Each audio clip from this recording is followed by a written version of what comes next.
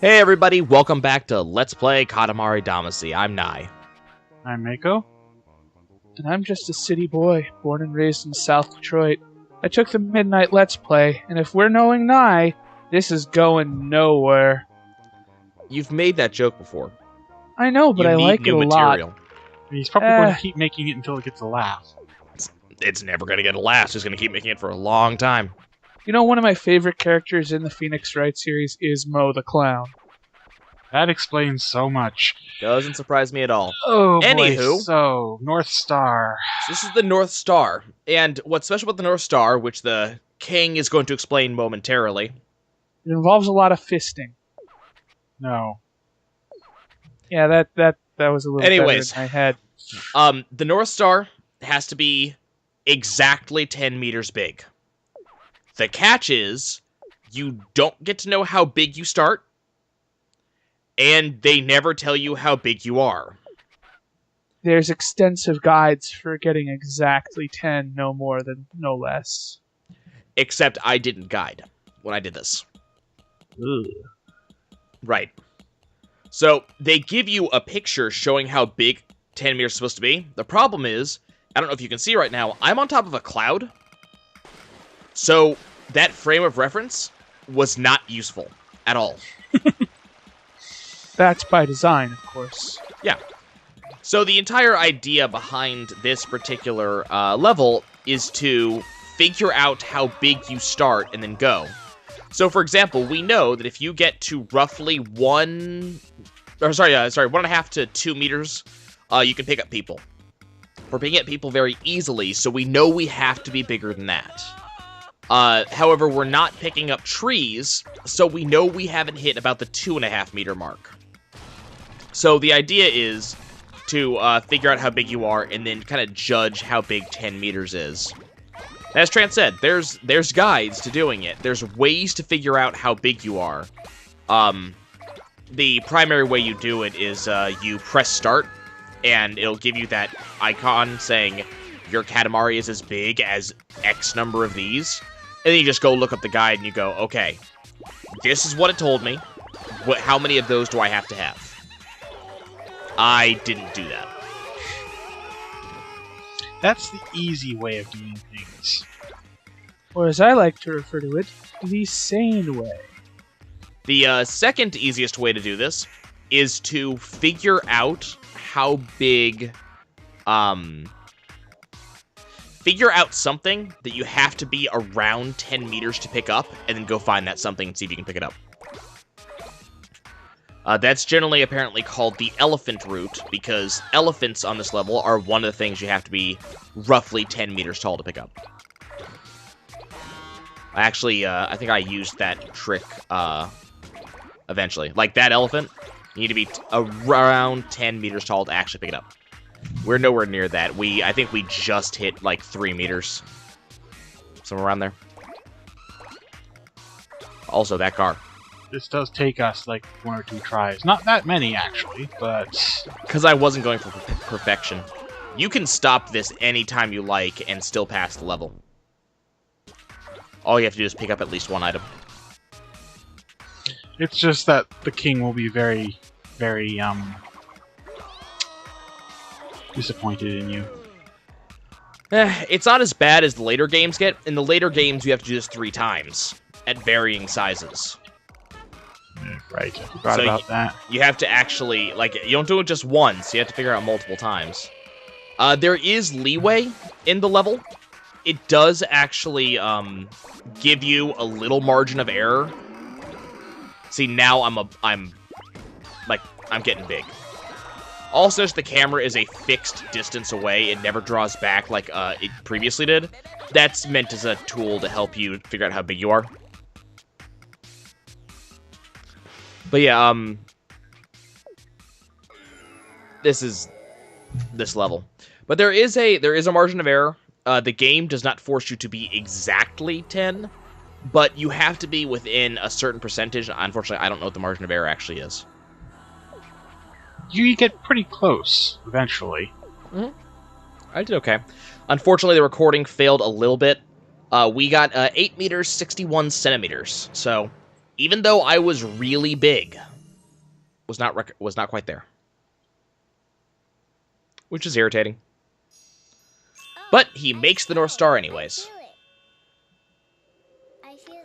Unfortunately for the length of this episode, I was not willing to deal with that distance. So creepy girl shows up again. Because of course she does. I'll never be lost again. No, you'll be lost quite often. I'm lost now. Yeah.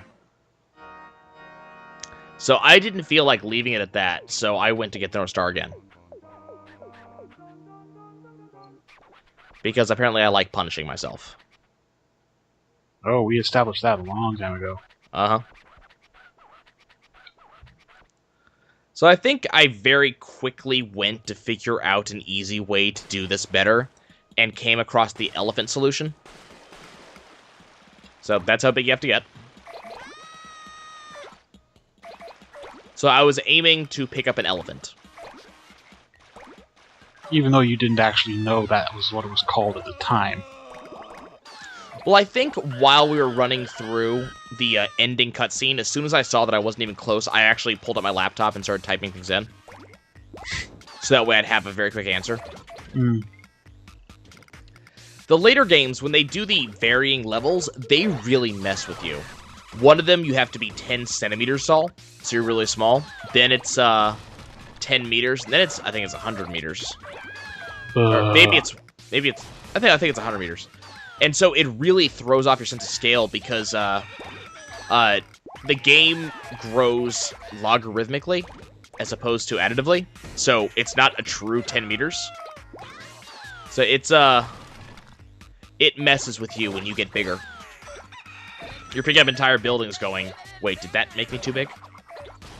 Well, to be fair, Katamari's whole thing is messing with you. It's true. So for some reason I decided that this area was the best place to grow. I have no idea. Don't ask me.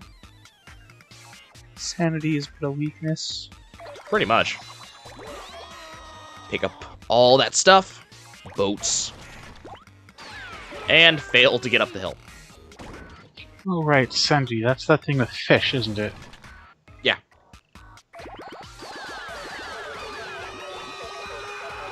You know, I was messing with Media Monkey earlier, which is like my audio library thing of choice. Mm-hmm. And I was going through I have just a mountain of music, most of which I have never listened to. Just stuff I've collected over time. Instead of Media Monkey, trying either Clementine or Music Bee? I don't like either one. I tried them. Don't like them. Fair enough. I tried really hard to like Clementine. And just couldn't. Well, I was listening through it, and I have a playlist in Media Monkey, and the rules for this playlist are all songs I have not yet rated. Randomized. And that's it. And every couple of days, I feel like working on that list, so I just start pressing play, and I start listening to music, and at some point during the playlist, I will just rate it. And it's Media Monkey has you do it out of 5 stars. It lets you do half stars, and it lets you give something a no rating or a 0 rating. And 0 rating in previous versions was actually just a bomb, and it indicated that you wanted to delete this item. I think there was actually even a button that said delete all bomb marks. So I was testing to see if we could pick up the elephant just now. We couldn't. And the thing is, the now playing screen of Media Monkey does not necessarily give you all the information that you would expect. So, for example, it does not tell you album unless you specifically tell it to. So I was listening, and all of a sudden I get a song up that is just titled Credits. And nothing else. And I'm going, huh, I wonder what this is. So, it turns out it was the Skies of Arcadia end credits theme. Which, 10 seconds in, I've heard the main theme, and I go, oh, okay, I know what this is. But I love that game so much that just hearing the end credits gave me a happy. You know? Ooh. Like, it was... Because, like, the end credits of Skies of Arcadia is when... Yes, it's doing the credits, but it's also showing you the vignette showing what everybody's life was like after the end of the game. And it's... Like, everybody has such a happy life post-game. So it's just like... Man. So there's the elephant. So here I quit. So we're gonna find out. The king gives you this speech no matter what, unless I think you're exactly on 10 meters. So, 9.7. Came pretty darn close. Yep. But, I didn't feel that I wanted to redo that. It just... I didn't know. But yeah, I was just listening to the, I was listening to that music going, man, I would really like to play Skies again. There's no way I'm Let's Playing it, because I've already Let's Played it, like, 3 times. But, now I want to go play it again. You could do a gimmick run where you Let's Play it using only your nose or something. I could do the Fina is the strongest character ever run, but as silly as that would be. And maybe we'll invent a Cosmic Esperanto. So we are finally on it, guys. This is Make the Moon. It is the final level of Katamari Damacy, where you make the biggest thing and grow the largest. Huge. Super huge. 300 meters. Have either of you 25 guys minutes. seen Quest for Hugeness? No, and I'm not sure I want to. It's a thing. Most things are. It's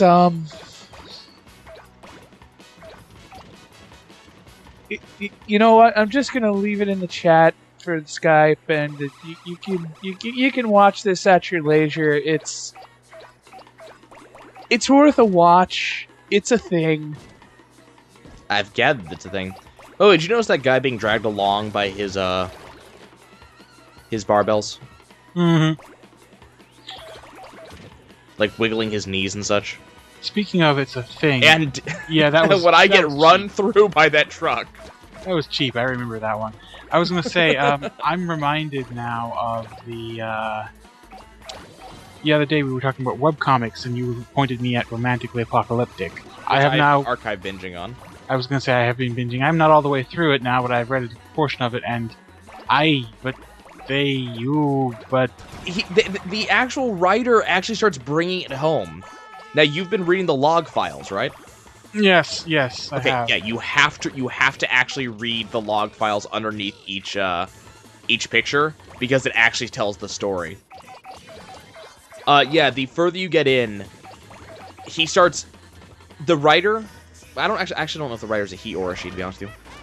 The writer starts Chekhov's gunning really hard the later you get in, which like it works so well. I'm really enjoying it. I've gotten a very significant ways in. I still have about a year and a half of updates still to read before I'm caught up. It's a lovely webcomic.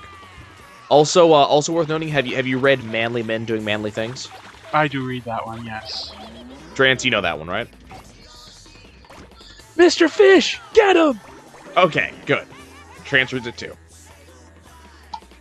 I think I had seen that webcomic like years ago. Because it's been running for 5 years.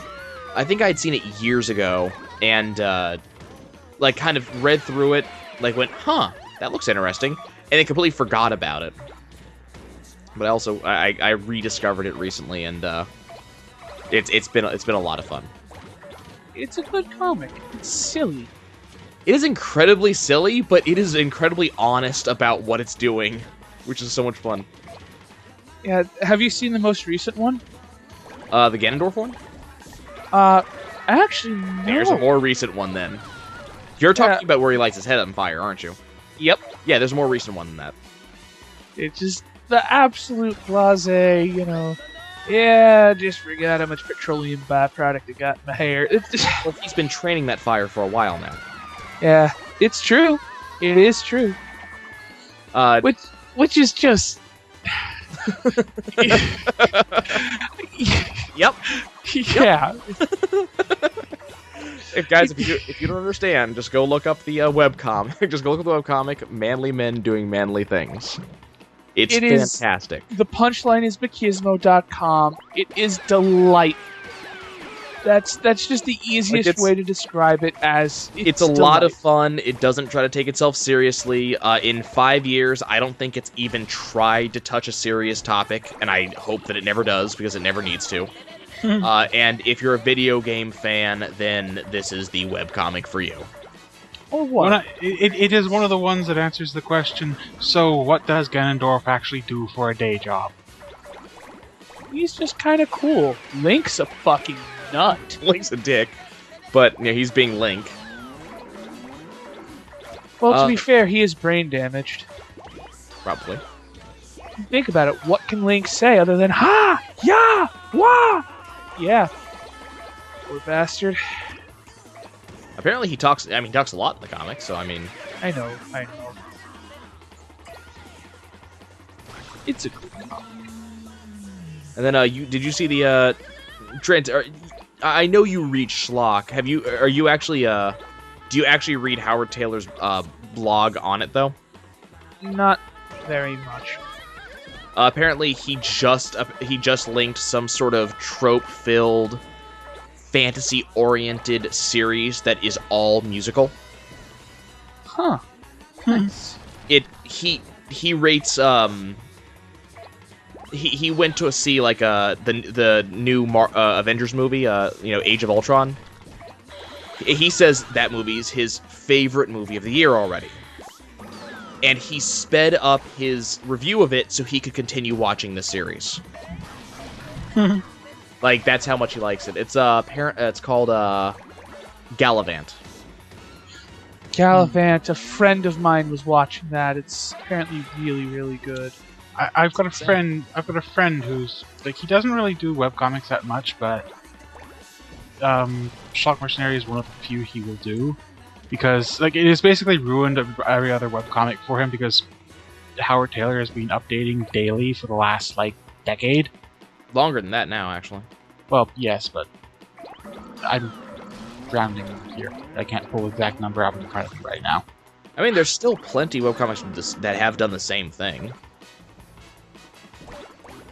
I mean, you don't have 3,000 pages with certain other webcomics, but... Lately, I've been really enjoying Modest Medusa and Monster Pulse. Nope, don't know either one of those. Heard of Monster Pulse. I'm between major series at the moment. I'm reaching a point where I can't follow anymore. Like I have live RSS feeds of all the ones I'm following. As soon as my browser bar fills the RSS feeds, I'm done. I haven't quite gotten there. I have room for like 2 more, but I'm done at that point. I think the thing that I like about Monster Pulse so much is it's got an interesting story. It's designed for all ages, so it's enjoyable by everyone, which is nice, because a lot of comics out there like rely you're on talking about Animaniac style enjoyed by everybody. No, more. It doesn't attempt to talk down, but it's still clever and intelligent, if that makes sense. It's hard to word it right. Between the excellent writing and the fantastic art style, it's a series that I quite enjoy. I'm not really good at describing it. That's cool.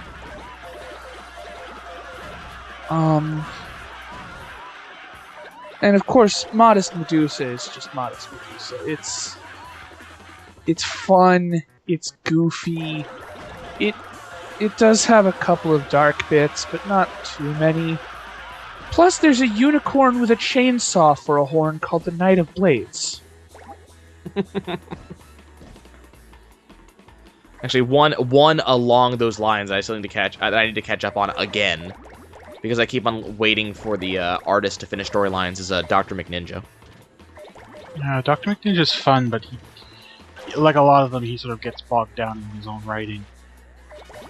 I think he does it well enough that it's not bogging down. Like I go archive binge it, and like if I can archive binge an entire thing without wanting to stop, I don't think there's any bogging down going on. By the way, guys, worth noting is that we're at 17 minutes left, which means I've been rolling for 8 minutes at this point. We are rolling and growing faster than we did last episode, because we're at 57 meters now.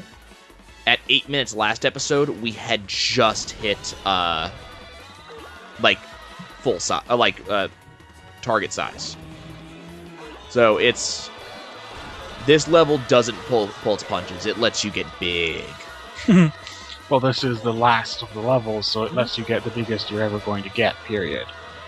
Well, I'm sure you know games that don't do that, that pull their punches even on the last level.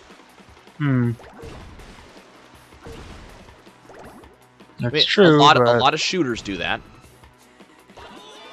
Like the best example I can give that, have either of you looked into at all Call of Duty Advanced Warfare?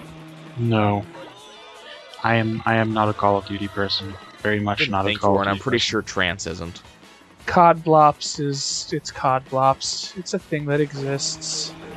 Let's see, what's another good example? Like a lot of games, they shove a lot of really cool stuff in your direction over the course of the game, and then on the last level, there's just I'm sorry, I ran out of ideas. Here's a final boss.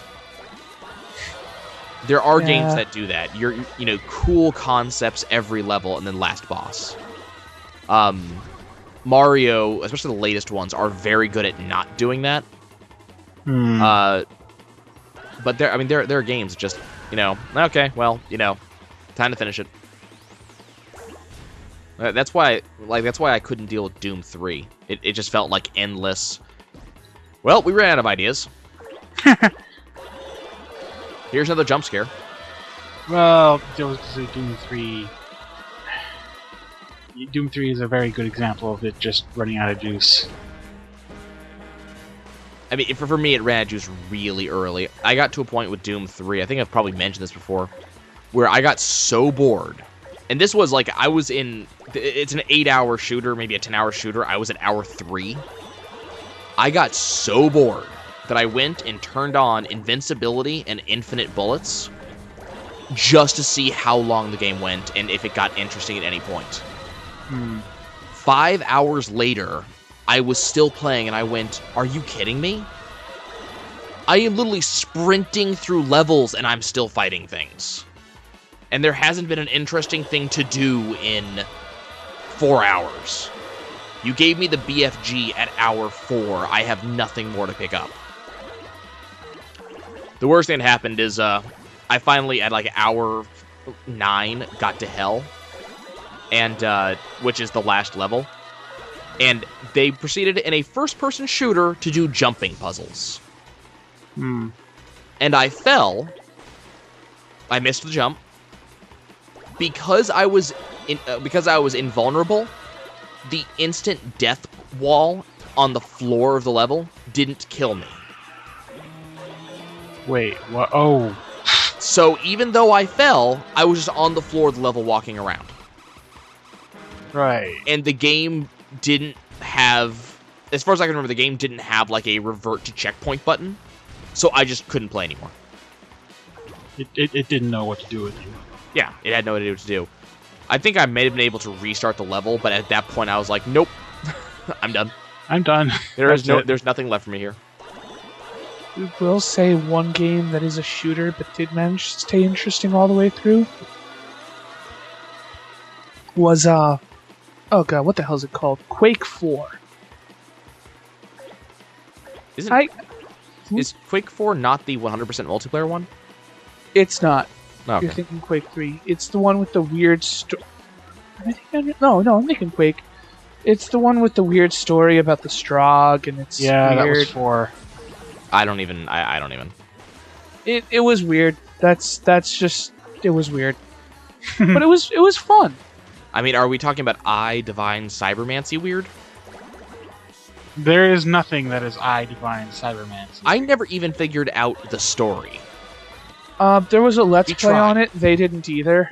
It can pretty much be summed up as a lot of good ideas lost in a lot of translation and didn't really work. And they tried. I mean, we can give them that. They tried. It had a lot of cool stuff. It just kind of... It had a lot of neat ideas, and none of them really gelled together. Yeah. I mean, I will say that is one of the few games that I watched the trailer on Steam and instantly said, I want this. Yeah, and you We had convinced that. everyone else to get it, and then we played it like twice, and then we Oh, realized, we played it a lot more than that. I only ended up playing it like twice. Like, I forget who it was, but there was someone I played with that we went like a significant ways into the story. Talia. I think Nyx might have been too. Yeah, Talia Nixon. Honestly, it just kind of felt... I think the biggest issue we had was the connectivity problem. It was so damn hard to actually get the party together. It's a built-in problem with it just to begin with. I had a big problem with Also with the really deep islands. One of the big problems I had with was I wanted to install it, but I had issues the first time I installed it, and I couldn't reinstall it to fix the problem because it remained insistent that I had installed it already. That's weird as fuck. You need like Revo uninstall or something to get rid of it. You know what I actually want to play again, which is really weird because of all the hours I already put into it? Mm-hmm. And this is also 100% dependent on the fact that I've recently listened to its soundtrack. Mm-hmm. Dungeon Defenders. Yeah. You know, I could play that again. I've heard the second one is supposed to be pretty good. Well, I will... Trance, I'll talk to you about that after the recording. I mean, I heard the second one's good. Like, the first one just had a lot of really cool ideas, and I was recently listening to the, and you both will know the song. I was recently listening to the final boss music. Like, I was listening to it, and one of the things I really like in video games, and, like, there's a lot of ways you can hook me with a video game. And anybody who has watched this channel can probably name every way that you can hook me with a game. Step 1, pictures of naked kangaroos. Surprisingly, no. The first way, give me a really good art style, and you've already got me making a purchase. Case in point, Ori and the Blind Forest. Ori and the Blind Forest, Dust, Aquaria, Rayman. Give me good visuals, and I can forgive some other things, but you gotta follow up on it. You can't just give me a good level 1 and then fail to be interesting later on. And actually, a lot of games that don't give me good visuals, I can't get into. Like, Fallout had to work hard to keep me playing, because I got so bored of what I was looking at. There's mods for that, of course. But mods should not be the answer to everything. Actually, you should probably do Skyrim. Your new comp could handle Skyrim modded inside out. Yeah, I'm sorry about they shouldn't be the answer to anything and everything, but they can be a good answer. I'm sorry about the issues with the recording, guys. We never figured out what was causing this nonsense. But Trans, it's mods fine, but if the main game itself doesn't look interesting to me, no amount of mods will fix that. It's just not going to happen. You can't give me bland, uninteresting desert and give me mods to fix bland, uninteresting desert. You'd be surprised. I would really be surprised, because by the time you fixed that, it's not the same game anymore, which is the problem I have with most mods. But then again, who says it has to be? The person who bought the game. The person who bought the game. Play the game. You're not like, quite getting the point. There are games that I have purchased just for the mods of them, not the game itself. You and I are very different about the way we purchase games. If I was going to do that, I would just purchase another game. Yeah. In fact, I'd probably start handing money to the guy who made the mod, saying, "Hey, would you make this into a game for me?" I would be more comfortable doing that.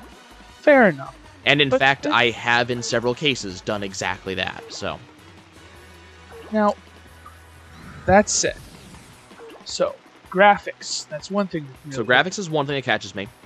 The second thing is, of course, very interesting gameplay. So for that, Katamari is an obvious example. FTL, Risk of Rain, Binding of Isaac, each one, some of them do this similar things, like FTL, Binding of Isaac, Risk of Rain, all roguelikes, but they all have interesting ways to do their own thing. Katamari, very unique, tries its own thing and does it well. Rayman, Origins and Legends, doing the platformer that's kind of, rhythm-based, if you go with Legends musical levels. They're, very fluid, very speed-runny, which is very good. Like, they all have their own individual takes on things. Dungeon Defender is another good example. So, gameplay is always going to be key for me no matter what, but if you give me a very interesting gameplay concept, I can forgive some other things, like, let's say, graphics. So that's a second way you can get me. The third way you can get me is good music. And There's a that's- lot of things I can forgive if I can really enjoy the soundtrack. that is my biggest grabber for a game as well. I can forgive less than amazing gameplay if the music is good. My eyes are kind of crappy, so beautiful graphics don't matter too much for me. But a gorgeous soundtrack and well done sounds. Oh, I mean, one of the reasons I really love Katamari is that it's, gameplay.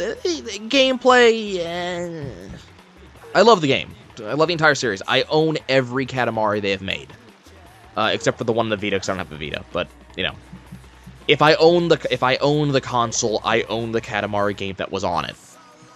So I love Katamari. I'm not going to pretend like this is the most exciting gameplay. It's a fun arcade-style time waster. But the music is good, the graphics are fun, it grabs your attention. And so, there's a lot of games that, if you get me wanting to buy your soundtrack, and I have, in a lot of cases, I have bought soundtracks separately from the game. Bastion. Bastion. Actually, I specifically made sure I got that one autographed, too. Nice! You lucky bastard! Yeah, they offered. Bastion, I bought the soundtrack separately. Ori, I bought the soundtrack separately. Aquaria, I bought the soundtrack separately. Katamari. Ori, I tracked down the sheet music for just so I could learn to play it. By the way, guys, if you're wondering what's going on in the game, I have literally picked up everything that's available. There is nothing else. We spent 4 minutes sitting and bullshitting. There was nothing more to pick up. We are as big as we can possibly be. Of note, are you sure? Yes. If I recall, you can actually get bigger. Nope. Hold on. Cherubs mean that you have picked up just about everything. While yes, that does mean just about.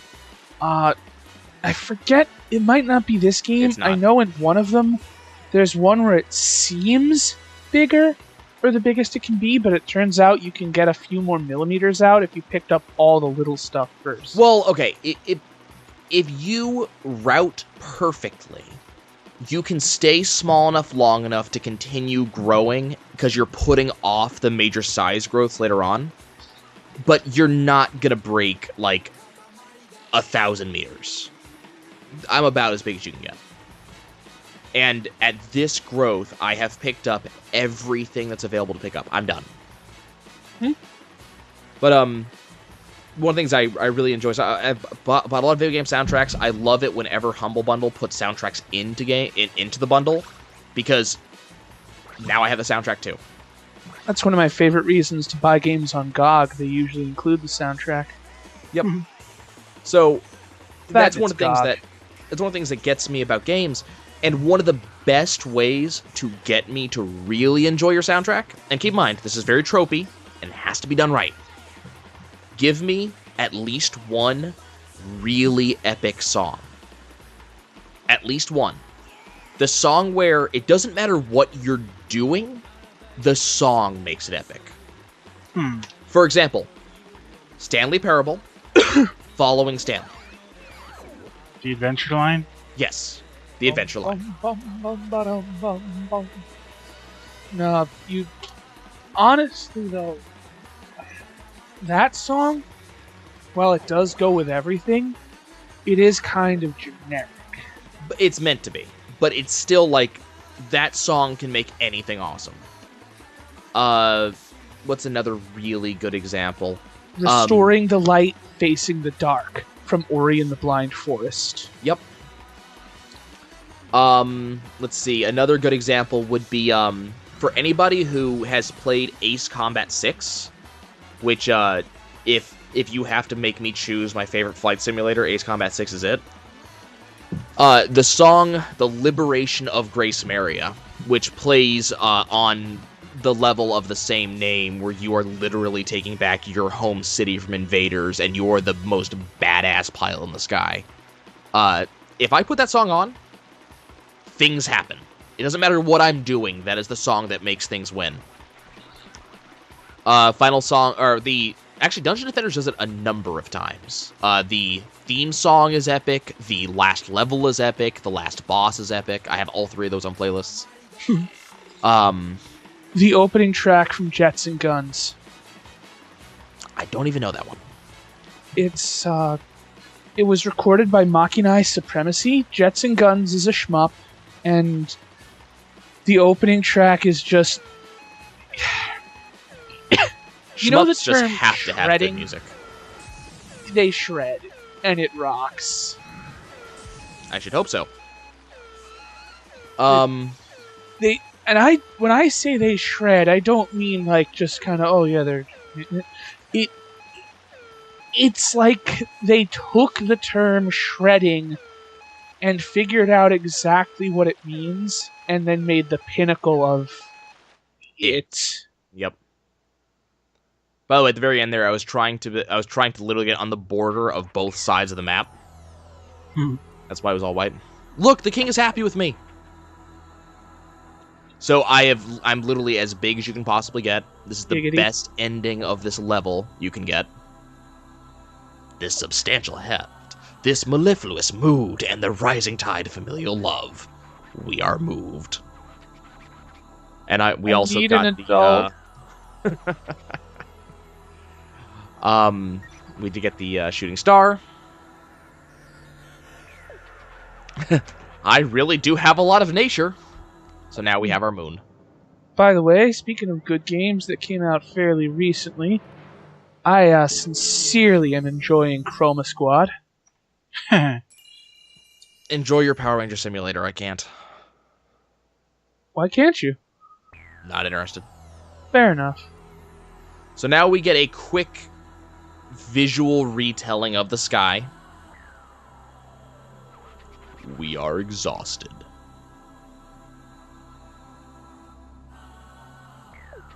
The sky is done. The sky is complete. We are tired. Rolling a Katamari is very hard. Wasn't it hard? Wasn't it? Well, it was hard for us as well. To watch it from the cosmos was very hard. I like how the king knows he's full of shit. Yeah. He makes it very clear. I understand. You're still doing the work. And the prince is finally 2 centimeters taller. There will be a party. Mother, Yay! eat cake. Of course, the king will eat all the cake because he's the king. Yep. King of all cosmos. Fuck you, his cake. And this is actually one of my least favorite songs on the soundtrack. I think it's called something like Katamari Samba, something like that. Like, the song is good, and it's got an amazing music video to go with it.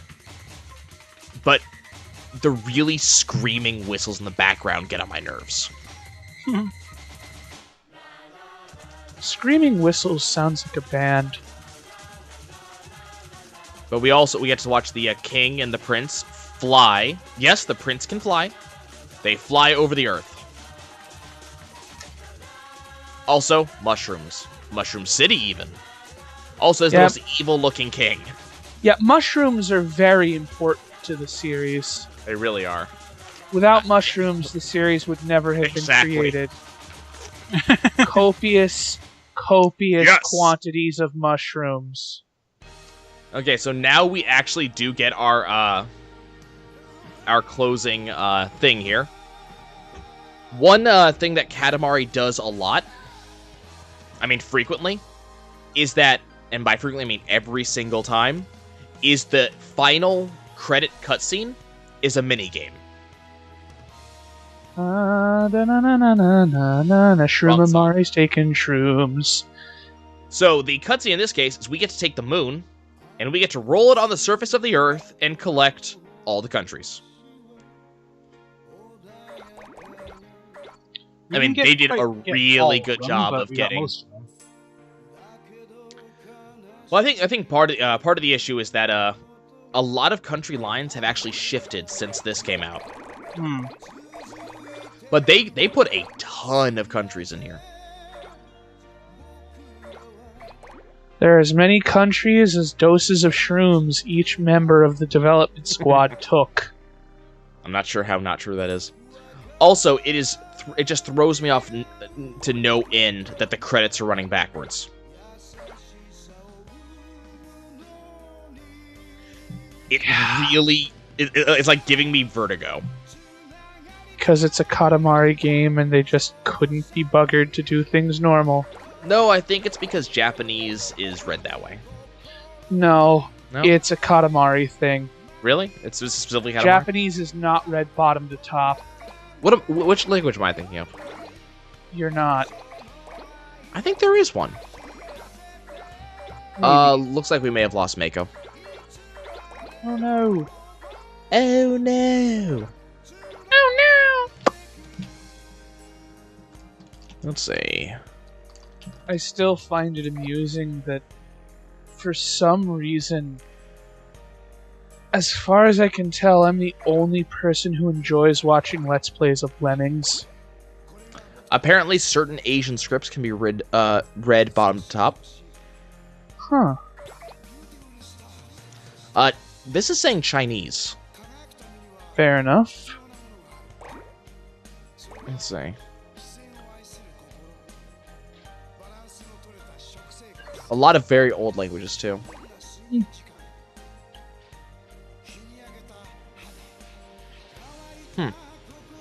Interesting. So top to bottom is pretty normal, but... I think it's literally just because it's Katamari and fuck your stupid logic. It might very well be.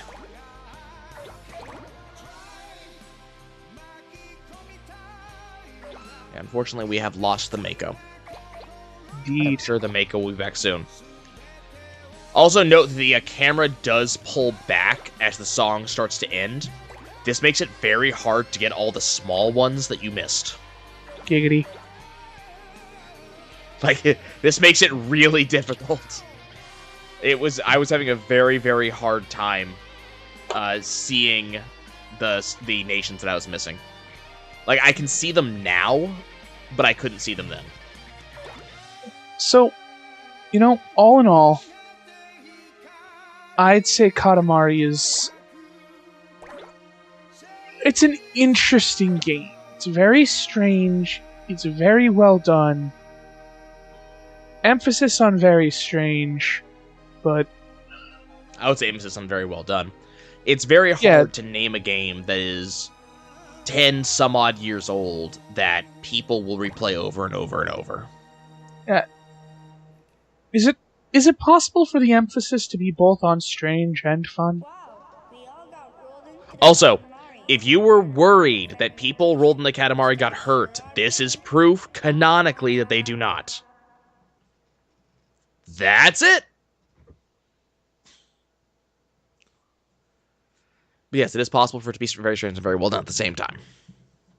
Then that is how I would describe Katamari. It is simultaneously a master of being, what the fuck? And hey, that was pretty good.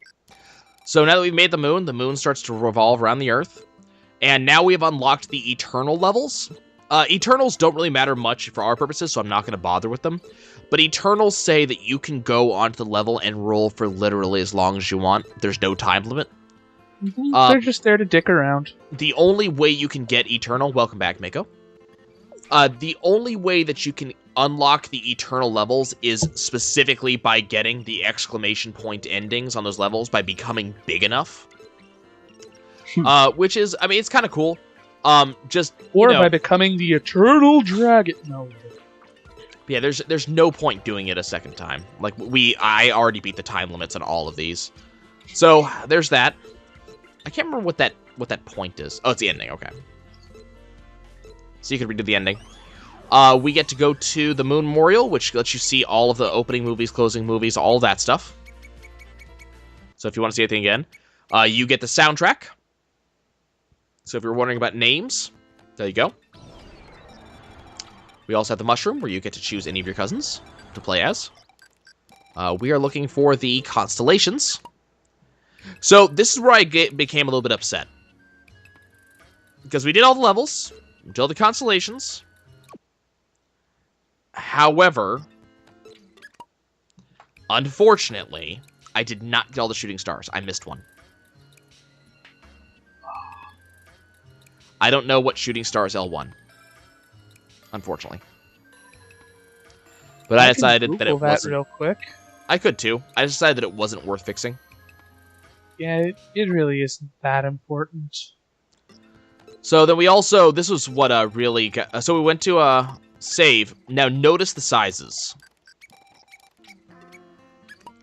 It caught my attention. You'll see again in a second, because I actually went and looked again.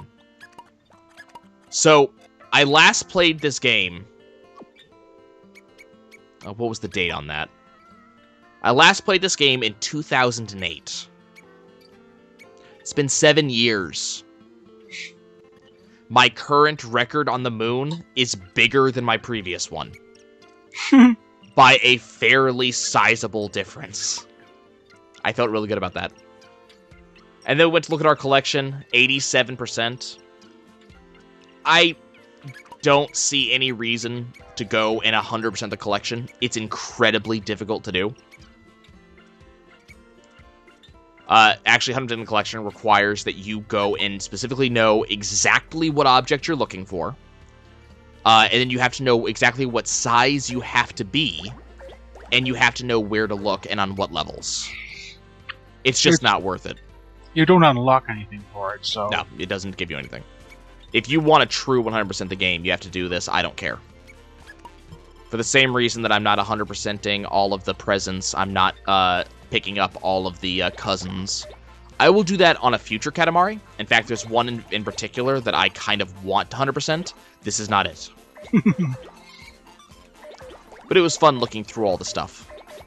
All of these objects are 3D. They all do have, like, sizes. If you want to see exactly what size you have to be to get 10 meters, this would be the way to do it. So it even tells you size to roll up. Look for something close to 10 meters.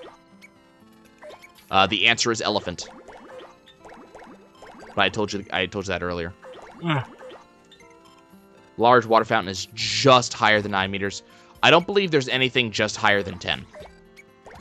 The huge falling rock would be the ideal thing to pick up. But you're also looking for something that the size to pick it up is just smaller than size it gives you. And that's it for us, guys. Itself increases, yeah. Exactly. Yep. See you guys later. Later, viewers. And remember, they see I rollin', but they ain't hatin', 'cause it's Katamari.